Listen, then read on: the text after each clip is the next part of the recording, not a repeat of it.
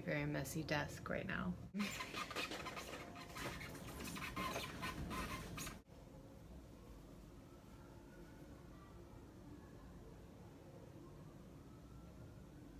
Hello and welcome, string theorists. My name is Emily. This is the String Theory Podcast. It's been 2 weeks since I last podcasted. I'm trying to get on a regular schedule of bi-weekly podcasts. I have a full-time job now, and doing a once-a-week podcast is too much, but I'm gonna do my very best to get one to you every 2 weeks on a Sunday. Okay, I don't have a ton of new stuff to talk to you about this week. I have, as you know, a lot of projects going on, but I've been religiously working on one project, which is the SoSu Mystery Knit-along. I think it's like out totally, the full pattern is out now, and I think she's calling it Mystery She Wrote or something like that. Anyway, I'm totally loving it.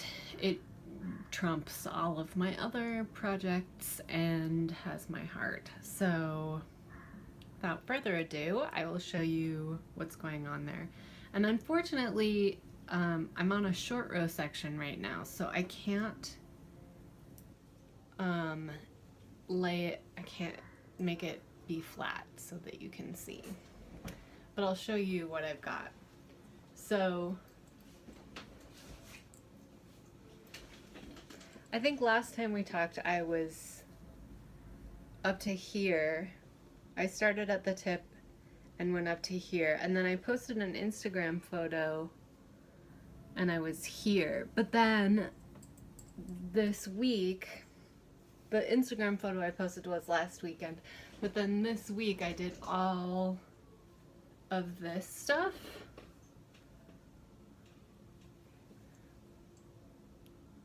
Which was awesome. It's supposed to only be like these 2 colors, striped all the way around, but I didn't have quite enough of my first 2 original colors to really, I mean, I might have, but I really wanted to play with more colors, especially since I'm doing this out of scrap yarn, not scrap, but stash, and they're all like different amounts. I wanted to play with it, and plus I'd had this color combination. Oh my god, I just showed you the wrong side. Well, anyway, this is the right side. I had the color combination worked out a little while ago, so like for a different project that I never ended up doing. So I wanted to get all of those colors in there, and I'm really happy I did, because the brights really brighten up the whole shawl, and I'm really happy with the way it looks. So I wanted to do more of this color, but I unfortunately ran out, and I had to supplement with this. And hopefully I'll have enough. There's supposed to be, it's a bunch of short rows here. I'm knitting this part right now. And so you go back and forth here to make this more of a real, like a better, more equal triangle instead of this thing. Weird looking middle part. So I wanted to have the lighter pinky orange with the speckles be most of this, and then just have, there's an I-cord edge around everything, so I wanted to have that be the bright pink. But I didn't have enough of the lighter pinky orange, so I have to fill in with the bright pink, and now I'm concerned that I don't have enough of the bright pink either. It's only this much. I haven't done that much with it, and it's already like not that much left. So I started out with 38 grams.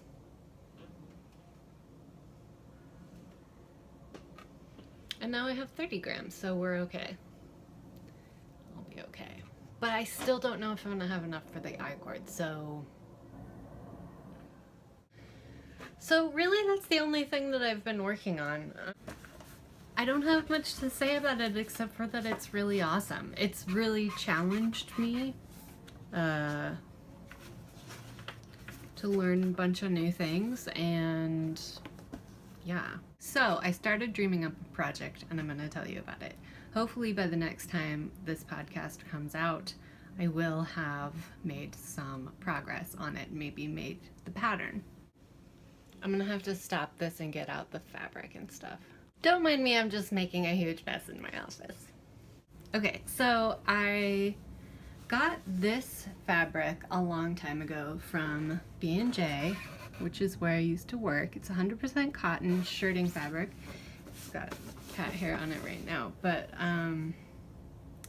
it has tiny, tiny, tiny anchors on it, and I think it's the cutest thing. So I think I have 3 yards, and it's 50 something inches wide. Their fabric usually comes in 2 widths. It's either narrow or it's wide. And narrow is usually around 45 inches wide, and wide is usually around 56 inches wide. There's variation.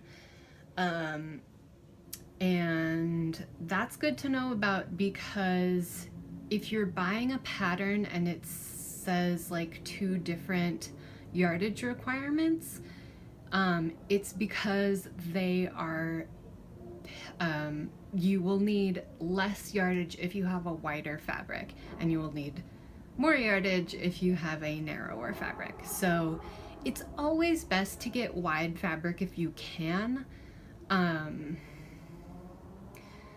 just because I feel like it wastes less, to be honest. There's especially if you're making a skirt or a dress, it's really helpful to have wide fabric, because 45 inches is not very wide for a skirt layout.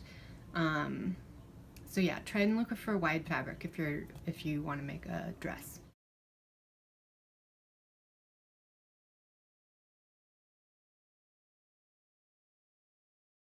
It's going. Hey guys, I just wanted to explain what I'm doing with this fabric. So I'm gonna wash the fabric before I cut it, which is really important because you want the fabric to shrink before you make your garment, so that when you wash your garment it doesn't shrink. So I'm just doing a zigzag stitch over the raw edge so that when I put it in the washing machine it doesn't unravel. And that's also, it's important not only because you will lose the amount of fabric that unravels, but also because that'll ruin your washing machine if you get a lot of threads tangled up in the spinny part of the washing machine. So what I've done is this is the width of the stitch, and I put it all the way over on 5. So that's the widest it goes, and then this is the length of the stitch. So I put it, it's like on 2.5. And then zigzagging over like this. So anyway, when I bought this originally, when I worked at B&J, which was 2 years ago, I was thinking that I was gonna make a shirt dress with it. But I don't really want a shirt dress anymore. So I've been thinking about this all week, sort of like, what am I gonna make with this dress? And I finally, what am I gonna make with this fabric? I wasn't sure that I wanted a dress at all. I was thinking maybe a jumpsuit, which I still think would be really cute. But anyway, I made the decision, and I think that I'm going to copy this dress that I already own, which I'll show you. So this dress is great because it fits me really well on the top, and then here in the waist it's not too tight. I have a lot of digestive issues, which I'll talk about a little bit later, but sometimes I feel really bloated, and anything that touches my waist is not okay. Makes me really uncomfortable. So, and makes me feel like I look huge and stuff. So this is a great dress to wear because it doesn't touch my stomach. There's like a little bit of extra room in the waist. But because it flares out and because it fits me so well up here, it doesn't like look huge, or it makes me look like I have a waist still, but it's also like loose enough for me to be comfortable. So I'm gonna ask my friend at work to help me make a pattern out of that, even though I could do it myself, but he's much better at it than me, so I'll see if he can help me, and then I'll report back. So I want to do that kind of shape, but maybe a little bit of ruffles up here. I'm not sure if I want that, but ruffles are very on trend right now, so I'll probably do it. Yeah, I think it'll be a really nice thing to have for the summertime, to wear out to brunch or to work or something like that. And I'm also gonna do it longer than this white dress, because like every dress that I buy in the store is way too short for me, because I'm 5'9" 3/4" tall.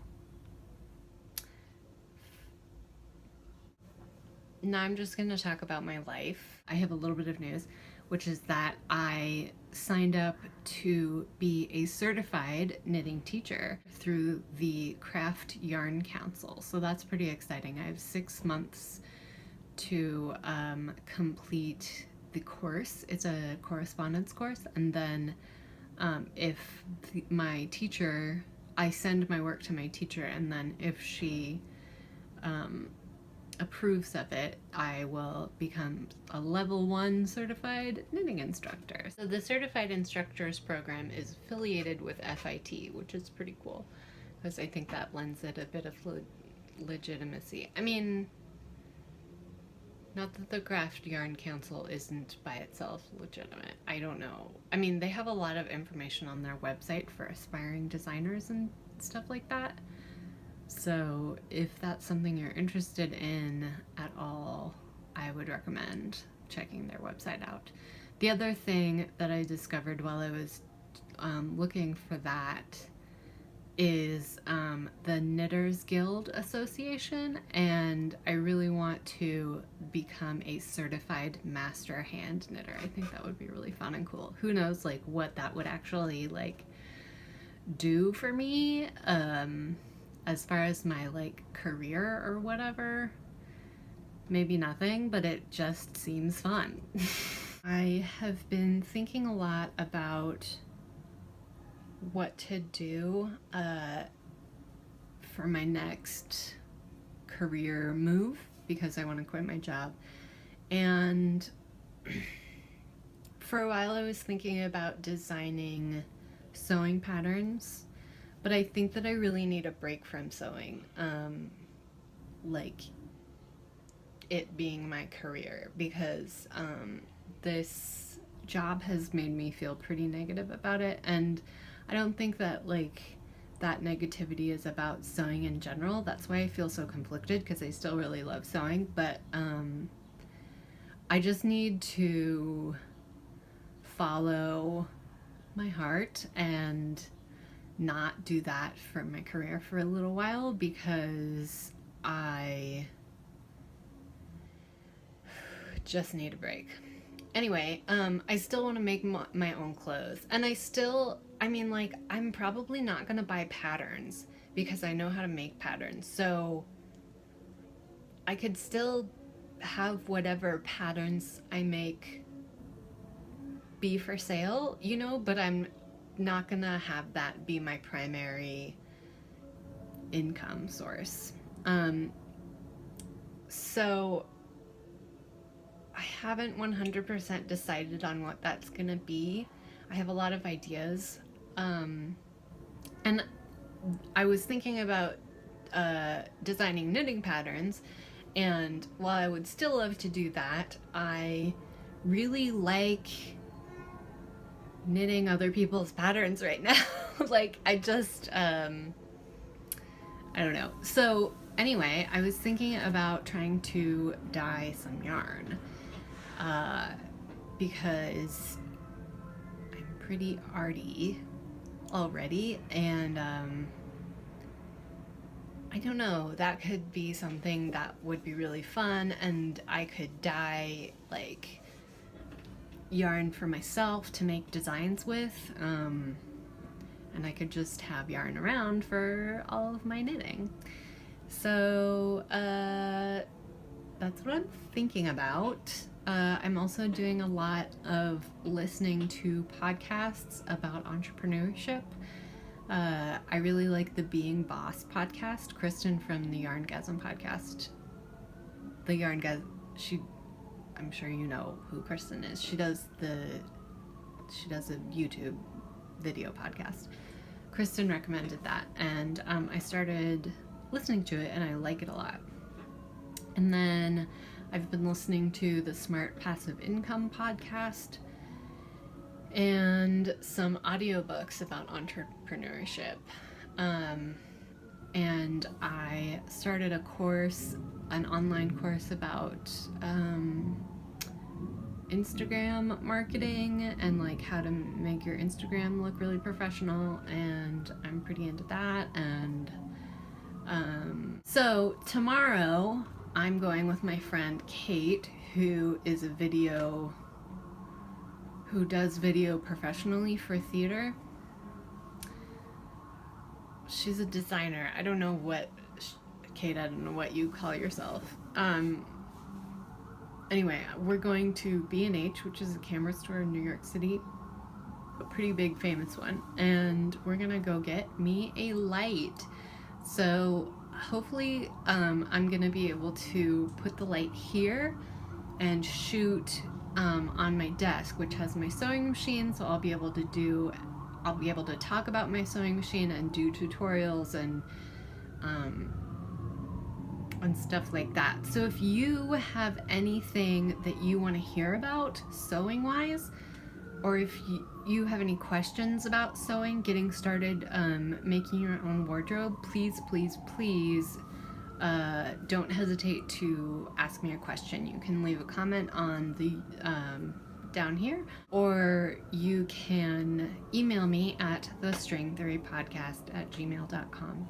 Other than that, I started listening to the Girl on the Train, the audiobook version, which is pretty good. So,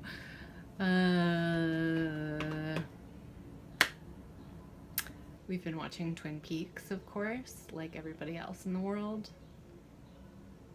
And I like it. No, I really do like it. I didn't like it at first, the new Twin Peaks, because I felt like it was way more dramatic than the original, without like some of the levity that the original had, like to balance the dark, slow plot. But then we watched the second 2 episodes, and there was a little bit more levity, and it also, like, it's so weird. It's so weird that I love it so much. I love weird stuff. So, it's really good. Yeah, I like it. Oh, so I promised that I would talk about my digestive issues. So a couple of podcasts ago, I talked about the fact that I eat paleo, which was a totally big part of my life, because it means that we cook all of our meals and stuff.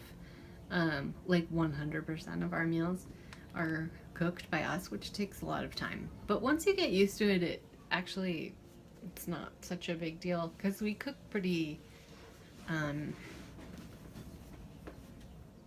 easy stuff. Like, it's a lot of salads and just roasted vegetables and stuff like that. So I'm going to a functional medicine doctor because of my digestive issues. I used to have a lot of infections, and eating paleo made those go away, but I have some residual digestive issues, and I deal with a lot of fatigue as well. That could just be because of my job, because it's pretty physical. So I have to do all these tests, and I did a breath test last weekend for SIBO, which is small intestinal bacterial overgrowth. And then on Monday, I'm doing a bunch of blood tests. So that's been also what's going on in my life.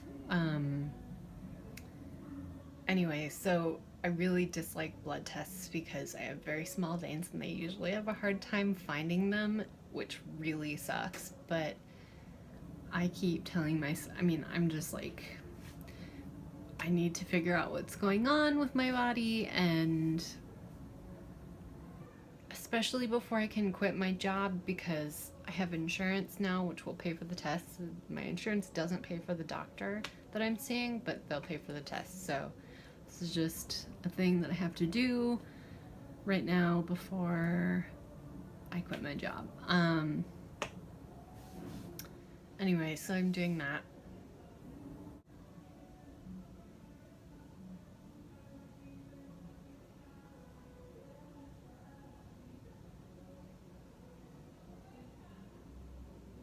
I remembered the last thing I wanted to talk about. So I just started doing fitness videos. I remembered the last thing I wanted to talk about. I just started doing dance fitness videos, and they are so fun. I do not recommend Pop Sugar dance fitness videos. Those are the ones that'll come up first, but I do recommend I'm gonna link to him in the bottom, but because the Pop Sugar one is like, it's not about the music, it's just about the like routine, which is not that great, but the other one is way more about the music, and it's so fun.